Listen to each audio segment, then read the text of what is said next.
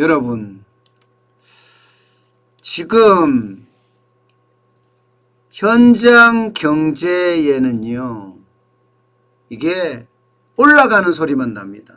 집값도 올라가는 소리, 물가도 올라가는 소리, 금리도 올라가는 소리, 그야말로 고예요. 그 어느 때보다가 이게 생활고가 좀 심해지지 않을까, 그런 예상을 하게 됩니다. 사실 1분기에 우리 경제 선방했습니다. 1.6% 성장했으니까 뭐 선방했다고 봐야 되죠. 이게 정부가 발표하는 지표라서 어디까지 믿을 것이냐, 이것은 좀 미지수긴 하지만 그래도 1.6% 성장했다고 하면 작년 2분기 1.2%에 이어서 좀 더 성장을 했으니까 나아진다고 이야기할 수가 있겠죠. 실제로 말입니다. 내수는 굉장히 빈약하지만 수출이나 투자 부분에서는 좀 더 나으니까 아마 성장세를 이어갈 수 있을 겁니다. 경제 성장률이라는 게 세 개 팩트잖아요. 소비의 부분이 있고요, 투자 부분이 있고 수출 부분이 있습니다. 이 중에 소비 부분은 굉장히 시원찮습니다. 민간 소비는 특히 신찮고요. 정부 소비가 늘어날 뿐이고요. 정부가 돈을 많이 뿌리니까. 여기에다 투자는 기업들이 세계적인 경쟁에 발맞춰서 지금 그야말로 투자는 좀 광풍이 분다? 이렇게 이야기할 만큼 많이 투자를 해요. 전 세계가 지금 보복 소비 때문에 물건이 없어서 못 사는 그런 결과를 가지고 오잖아요. 그러니까 투자를 할 수밖에 없는, 우리는 수출 한국이니까. 여기에다가 수출도 지금 굉장히 많이 늘어나는 모양새거든요. 지금 두 자리가 아니라 뭐 40%, 50% 4월, 5월에 늘어나는 추세니까 분명히 성장세에 있는 것은 맞습니다. 경제가 코로나19에서 점점 회복되는 것은 분명히 맞아요. 실제로도 국민들도 여러분 그렇게 생각을 하고 있습니다. 한국은행이 발표한 소비자 심리지수를 보면요, 105.2입니다. 105.2. 이 105.2는요 2018년 6월 이후에 최고치입니다. 3년 만에 최고치라고 이야기할 수 있어요. 3년 만에 최고치고 4월보다는 3포인트나 올랐습니다. 102.2가 105.2가 됐으니까 말입니다. 작년 12월만 하더라도 소비자 심리 지수는요 91.2밖에 되지 않았거든요. 이게 지금 105.2까지 올라갔다는 것은 굉장히 빠른 속도로 경제가 회복되고 있다, 이런 얘기입니다. 여러분, 소비자 심리지수는요 기본적으로 소비자 동향지수 6개 주요 지표를 활용해서 산출을 합니다. 6개 그 주요 지표라는 것은요 뭐 현재 생활 형편이 어떤지, 그리고 앞으로 생활 형편이 어떻고, 가계 수입이 어떻고, 소비 지출 전망은 또 어떤지, 여기에다가 현재 경기를 판단은 어떻게 하고 있는지, 향후 경기는 어떻게 판단하고 있는지, 이런 것을 일제히 조사한 다음에 소비자 심리 지수를 만들어내기 때문에 굉장히 복잡한 과정을 거칩니다. 그러니까 웬만하면 조사만 좀 신빙성 있게 된다면 이것은요 현재 경기를 그리고 앞으로의 경기를 진단하는 기준이 되기도 합니다. 그런데 이 기준이 되는 소비자 심리 지수가 105.2라는 것은 기준이 100이니까요 105.2면 굉장히 많이 올라갔다, 이렇게 이야기할 수가 있죠. 경기가 회복 국면에 들어선 것은 소비자 심리 지수를 봐도 알 수 있습니다. 뭐 성장 지수를 봐도 알 수 있지만, 경제 성장률을 봐도 알 수 있지만, 소비자 심리 지수를 보면 현재나 또 미래에 대한 향후 우리 경제에 대한 심리 지수도 파악할 수가 있거든요. 중요한 것은 작년 12월 이후로 지금 6개월 연속 올라가고 있다는 사실입니다. 6개월 연속 올라가고 있는 사실이에요.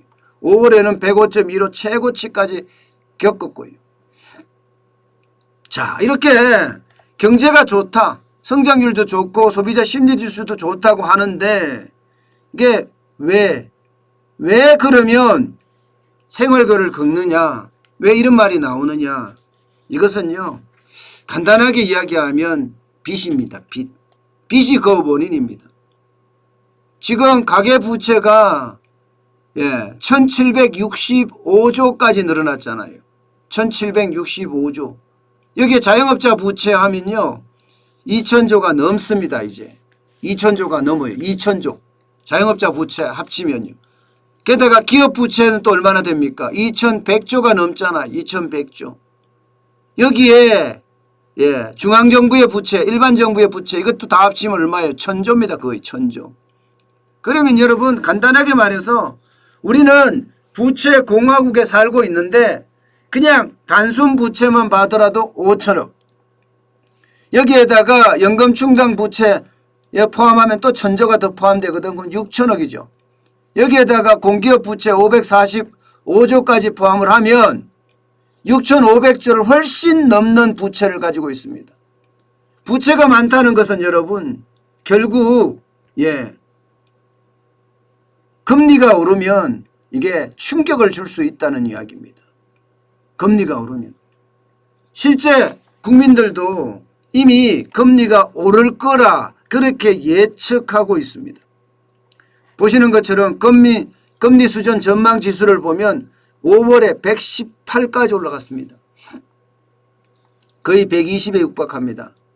이 말은요 100이라는 게 기준선이니까 118이라는 것은요 금리를 올릴 가능성이 굉장히 높아졌다. 아니 금리가 이미 올라가고 있다 이런 얘기입니다. 실제로 보면 여러분 시장의 금리는요 굉장히 많이 올라가요. 신용대출 금리가 3.70%까지 올라갔고요. 가계대출도 2.88%고 주택담보대출도 2.73%입니다. 금리가 계속 올라가고 있는 추세예요. 그러면 이자 부담이 어떻게 될까요? 1765조가 가계부채인데 이 가계부채 이자 부담은요. 자영업자들이 돈을 빌린 거에 대한 이자 부담은 또 어떡합니까? 그러니 이자 부담 때문에 생활고가 더 커질 수 있다는 겁니다. 여기에다가 지금 한국은행 기준금리는 0.5%입니다. 지금 분위기로 봐서는요. 금리를 더 올릴 태세입니다. 늦어도 내년 상반기까지는 올리지 않을까 이렇게 봅니다. 지금 기준금리가 0.5%입니다. 여기에 0.25%를 올린다고 가정을 해보세요. 그러면 신용대출 금리는 4%를 넘길 수도 있습니다. 4%. 그러면 고금리가 시작되는 겁니다. 여기에다 가계대출 금리도 3%가 넘어서고 주택담보대출 금리도 3% 가까이 된다면 이것은요 그 어느 때보다가 생활고를 겪게 만들 수밖에 없는 그런 과정에 있다는 겁니다. 안 그래도 지금 가게는 돈이 없어서 계속 돈을 빌려서 쓰고 있거든요. 계속 빌려서 장사가 돼야지요. 취업을 해야지 돈을 버는데 취업도 못하고 장사도 못하니 상황이 어떻겠습니까 여러분. 결국은 소득이 없기 때문에 빚을 내서 쓰고 있는 상황. 이런 상황에서 금리까지 오르게 되면 이거야말로 생활고를 겪을 수밖에 없는 그런 과정에 있다. 이렇게 저는 분석하고 있습니다. 여기에다 집값도 장난 아닙니다. 집값도. 최근에 집값이 다시 꿈틀거리고 있습니다. V자 반등이라고 이야기할 정도의 V자 반등. 2021년 2월 8일이 0.09% 상승했다면 4월 5일까지는 0.05%로 떨어졌습니다. 그러다가 5월 17일에 0.1%까지 급등하는 그런 상황을 맞았습니다. 2월 4일 정부가 25번째 부동산 대책을 발표했지만 아무 쓸모가 없다는 뜻이에요. 계속 올라가는 뜻입니다. 서울 아파트값 전체가 0.1%면 이거 굉장히 많이 올라가고 있는 거예요. 경기도도 마찬가지입니다. 0.32% 올라갑니다. 인천도 0.47% 올라갑니다. 이렇게 올라가면 여러분 지금 전세 사시는 분, 이런 분들은 어떻게 해야 되나요? 게다가 집값 담보로 집을 살 때 연끌해서 대출 받으신 분은 어떻게 해야 돼요? 돈 쓸 돈이 없다는 이야기가 됩니다. 돈 쓸 돈이 없다. 집값만 올라가요. 집값만. 현장의 유동성이 높고 대출을 받는데 이자가 싸니까 많은 사람들이 연끌해서 집을 사니 집은 올라가는데 문제는 많은 가게에서 이게 근로소득도 줄어들고 사업소득도 줄어들고 있다는 사실입니다. 집값이 올라가면 올라갈수록 국민들은 패닉 상황에 빠질 수밖에 없고요. 거기에 따른 이자 부담은 또 점점 더 커집니다. 이사를 가려고 하면 전세대출을 더 받든지 아니면 주택담보대출을 더 받아야 되니까 그렇습니다. 집값이 워낙 폭등했기 때문에요. 문재인 정부 들어와서 거의 2배가 올랐다 이렇게 이야기할 정도로 지금 장난이 아니잖아요. 그만큼 집값 폭등은요. 서민의 생활고를 더 키우는 그런 역할을 할 수밖에 없습니다. 그런데 지금 상황이 그런 상황이에요. 정부의 대책이 아무것도 없으니까 무대책이 무대책. 제가 봐서는 무대책이니 올라갈 수밖에 없는 그런 구조를 가지고 있다 이렇게 저는 생각합니다. 문제는요 여러분, 문제는 이 집값도 그렇고 금리도 그렇지만 저는 가장 큰 문제가 물가라고 생각합니다. 지금 물가 굉장히 빠른 속도로 올라가고 있습니다. 빠른 속도로. 기대 인플레이션이 점점 올라가요. 4월 달에는 2.1%였거든요. 근데 5월 달에는 2.2%까지 올라갔습니다.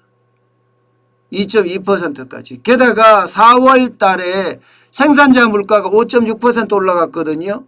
그러면 5월 달에 소비자 물가는 굉장히 많이 올라갈 수도 있다고 생각을 합니다. 4월 달에 소비자 물가가 2.3% 올라갔지만 5월 달에는 3%를 넘어설 가능성도 충분히 있습니다.